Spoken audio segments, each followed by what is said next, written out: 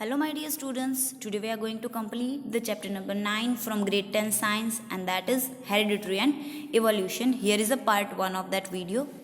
So, okay, in this lesson we have to learn about the hereditary and evolution, that what is hereditary and what is evolution. That means this chapter is divided in two parts. First one is hereditary and second one is evolution. So first of all, what is hereditary? So the transfer of character of traits from parent to their offspring is called hereditary. कि भाई parents में से उनके characters pass on होना उनके बच्चों के अंदर, दैट इज हेरिडिटरी. कि भाई वार्स लैंग्वेज हिंदी गुजराती में अगर आप बोलो तो बोलते हैं कि भाई बाय बर्थ आपके अंदर जो कैरेक्टरिस्टिक आई है आपके मम्मा पापा की वजह से, that is your hereditary. Offspring के अंदर जितने भी कैरेक्टर्स पेरेंट्स के थ्रू आते हैं दैट आर कॉल्ड हेरिडिटरी. ना this hereditary have also speciation in them, कि उनके अंदर भी बहुत अलग अलग चीज़ें होती है. क्योंकि एक ही अगर आप लोग 2-3 भाई बहन हो तो एक ही पेरेंट के बच्चे हो आप लोग, फिर भी आप सबके अंदर डिफरेंस होते हैं.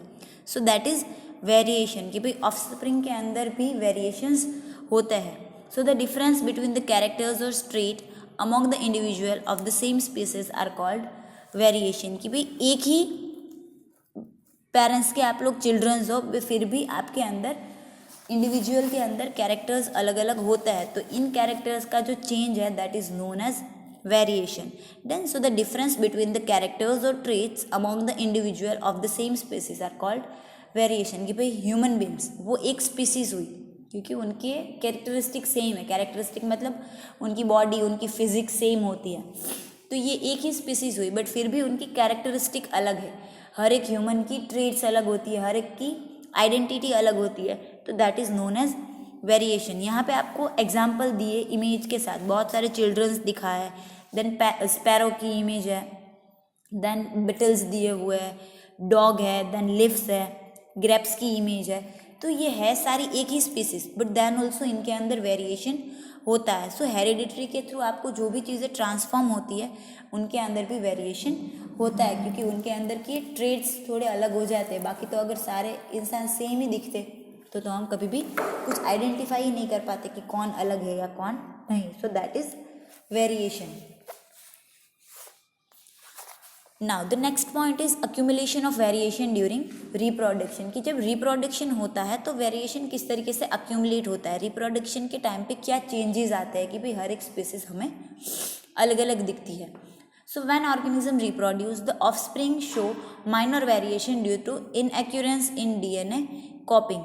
These variation are less in asexual reproduction, are more in sexual reproduction. कि भाई जब भी रिप्रोडक्शन होता है तो रिप्रोडक्शन होने के टाइम पे क्या होता है कि जो ऑफस्प्रिंग प्रोड्यूस हो रही है, जो डॉटर सेल प्रोड्यूस हो रहा है, उनके अंदर डीएनए की कॉपी बनती है. पेरेंट्स में जो डीएनए होता है उस डीएनए की कॉपी जाती है ऑफस्प्रिंग के अंदर. तो उस डीएनए कॉपी होने के टाइम पे वो डीएनए मल्टीप्लाई होने के टाइम पे माइनर वेरिएशन हो जाता है. एक आध कोड का भी वेरिएशन हो जाए, एटीजीसी में से एक कोड का भी वेरिएशन हो जाता है, तो फिर वो ऑफस्प्रिंग क्या होती है, नई प्रोड्यूस होती है, अलग प्रोड्यूस होती है, उनके अंदर वेरिएशन आता है.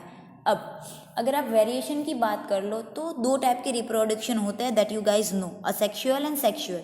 तो असेक्सुअल रिप्रोडक्शन के अंदर ऐसे वेरिएशंस कम आते हैं क्योंकि उनके अंदर 100% आइडेंटिकल कॉपीज बनती है. But that in asexual reproduction तो उनके अंदर वेरिएशन की पॉसिबिलिटीज़ नहीं होती. बट जब आप सेक्सुअल रिप्रोडक्शन की बात कर लो तो सेक्सुअल रिप्रोडक्शन के अंदर एक तो दो पेरेंट प्रेजेंट होंगे, तो उन दो पेरेंट के डीएनए का मिक्सअप होके नया डीएनए बनने में मे बी वहाँ पे जो डीएनए की कॉपिंग है वहाँ पे थोड़ी मिसमैच हो जाती है. That's why variation sexual reproduction में ज़्यादा आता है. Some variations are useful and they are help in the organisms to adjust to the change in the environment. Some variation do not help the organism to adjust to the change in the environment and they may be die and becomes extinct.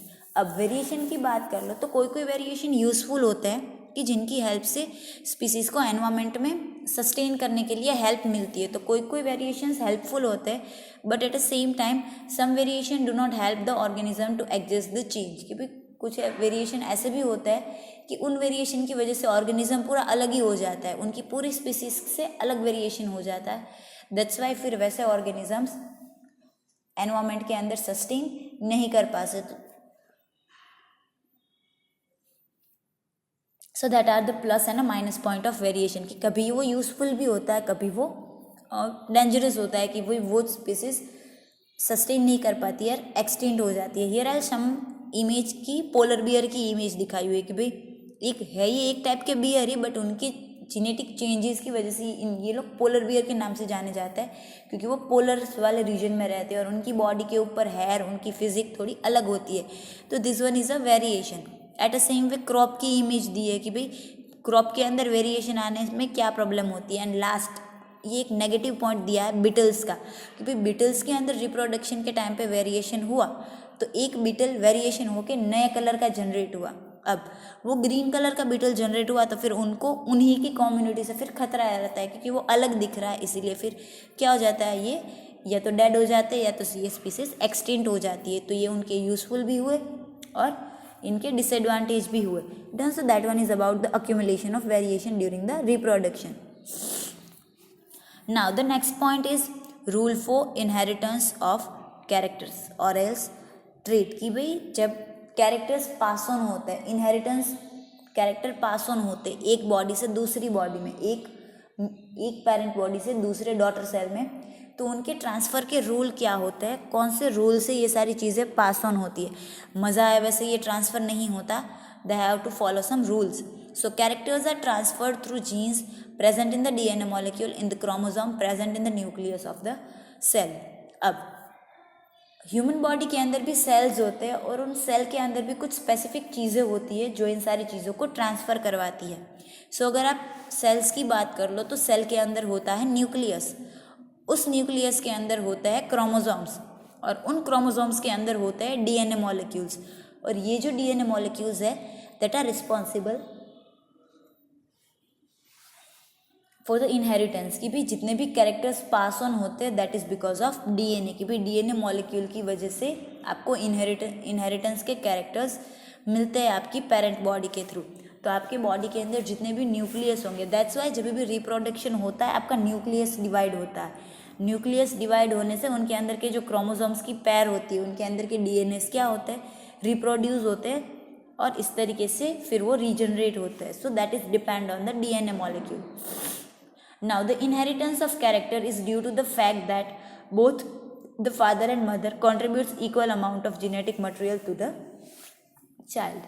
कि जब आप inheritance character की बात करो तो inheritance characters क्या होता है कि भाई जब ऑफस्प्रिंग जनरेट होनी हो, जब फिटस जनरेट हो रहा हो, तब उनके अंदर दोनों पेरेंट्स का इक्वल कंट्रीब्यूट होता है। 50% फादर्स डीएनए, 50% मदर्स डीएनए, कि दोनों का डीएनए मैच होके, दोनों का डीएनए मिक्स होके फिर चाइल्ड का डीएनए बनता है। तो आपके डीएनए के अंदर 50% आपके मदर का डीएनए होता है, 50% आपके फादर का डीएनए होता है, फिर ये दोनों ज्वाइन होके एक नया डीएनए बनता है। So for each trait there are 2 factors, one from the father and one from the mother, की इसीलिए आपकी बॉडी के अंदर जो भी क्रोमोसोम्स है, जो भी डीएनए होते हैं, उनकी हर एक ट्रेट के अंदर 2 फैक्टर्स होते हैं, one from father's body, one from mother's body.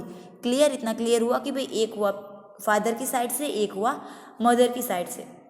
Now George John Mendel conclude experiment with the garden tea plant and determine the rule of the inheritance of trait. अब science है, so as we know that science needs proof, कि science को हर एक theory के लिए proof चाहिए होता है। देन तो प्रूफ किसने करके दिया, that is one scientist, that is George Mendel, George John Mendel, that one is a full form. So George Mendel is a scientist कि जिन्होंने क्या किया, प्रैक्टिकल करके दिया, but that is in a plant, कि भाई गार्डन प्लांट होते हैं जो पी प्लांट, तो उन्होंने पी प्लांट के अंदर ये प्रैक्टिकल करके दिया कि भाई एक फादर ट्रेट ली, एक मदर ट्रेट ली, और फिर उन्होंने रिप्रोडक्शन करके दिखाया, इनहेरिटेंस ट्रेट को पास करके दिखाया कि भाई एक फादर का 50%, मदर का 50%, ऐसे 2 जीनोम कंबाइंड होके नई ऑफस्प्रिंग जनरेट हो रही है और उनके अंदर कैरेक्टर्स सेम जा रहे हैं, 50% of father and 50% of mother. So George Mendel is a, इनको जेनेटिक बायोलॉजी का फादर भी बोला जाता है, कि इन्होंने प्रैक्टिकल्स प्रूव करके इनहेरिटेंस ट्रेट प्रूव की थी। So that's why they are a father of, sorry he is a father of genetic और else you can say genetic biology. तो उन्होंने ये सारे प्रैक्टिकल्स करके दिखाए थे, that we later on learn in the next part or else in a next PPT or else whatever is in a next video done. तो ये सारे ऐसे पोर्शन हैं जो ऑलरेडी प्रूफ हो चुके हैं। तो नेक्स्ट लेक्चर जब हमारा होगा तो नेक्स्ट लेक्चर में हम लोग प्रूफ पढ़ेंगे कि किस तरीके से जीनोम्स पास ऑन होते, ट्रेट्स आइडेंटिकल होती है। Here I mention some image. सबसे पहले तो I mention cell, after that उसको जूम करके न्यूक्लियस दिखाया है, न्यूक्लियस को जूम करके आई मेंशन क्रोमोसोम, उस क्रोमोसोम को ज्वाइन करके फिर उनमें से अलग अलग ट्रेट्स निकाल के लास्ट में डीएनए आपको शो किया गया है एटीजीसी की पैर से। आपको जो डबल हेलिक्स स्ट्रक्चर दिख रहा है that is of DNA. And side में राइट हैंड साइड पे और एक इमेज दी हुई है that is of a chromosome. ये आर्टिफिशियल इमेज ड्रॉ की हुई है और उनके अंदर आपको जो येलो कलर की अनबाइंडिंग बाइंडिंग फॉर्म दिख रही है that is nothing else but a DNA. Okay, again this one is bigger image कि भाई उसी चीज़ को थोड़ा बिगर करके दिखाया है। न्यूक्लियस, देन न्यूक्लियस के अंदर क्रोमोसोम, उनके जो टीलोमर्स है, ये सारी डीएनए की बाइंडिंग है जो टीलोमर्स के फॉर्म में ज्वाइन हुई होती है डबल हेलिक्स के फॉर्म में। फिर उनको ओपन अप करके आपको लास्ट में पैर दिखाई है दैट इज़ अ बेस पैर। डबल हेलिक्स जो डीएनए का स्ट्रक्चर है उनके एंड में आपको बेस पैर दिखाई हुई है एटीजीसी वाली। Done, so that is about the DNA and a chromosomes. Okay, thank you everyone. Have a good day.